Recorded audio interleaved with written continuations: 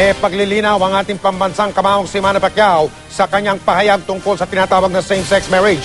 Taliwas sa lumabas sa isang website, sinabi ni Manny Pacquiao na hindi siya galit sa mga bading at wala daw siyang sinabing dapat parusahan ng kamatayan ang mga nagsasama na pareho ang kasarian. Narito ang pagtutok ni Sports Oxy, Gino Trinidad.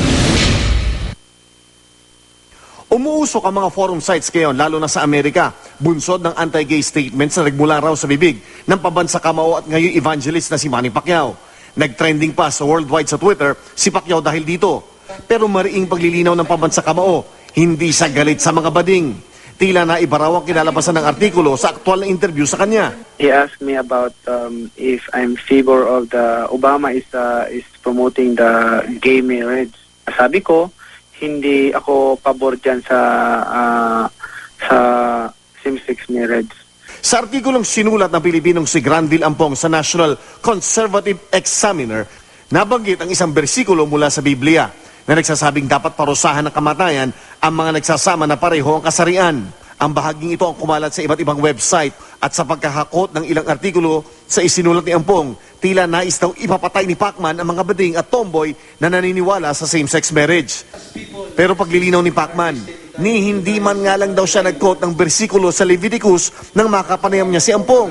Aminado siyang hindi pa siya masyadong pamilyar rito, lalo't sa New Testament pa lang siya ng Biblia nakatuon. Actually, wala akong kinote na verse sa kanya.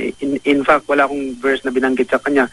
At kung magbanggit man ako ng verse, hindi ko alam yung Leviticus. Mabilis ang mga reaksyon mula sa iba't ibang panig sa Amerika.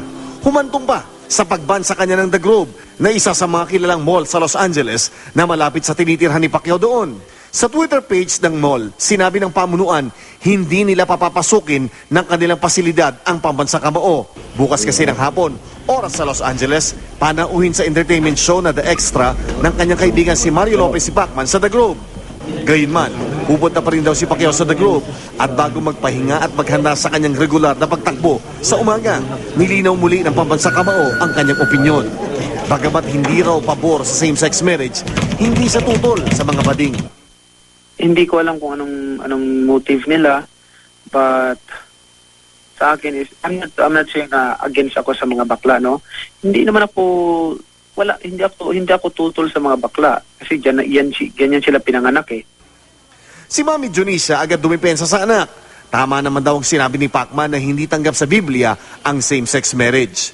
Sundin lang ang batas sa taas ng Panginoon.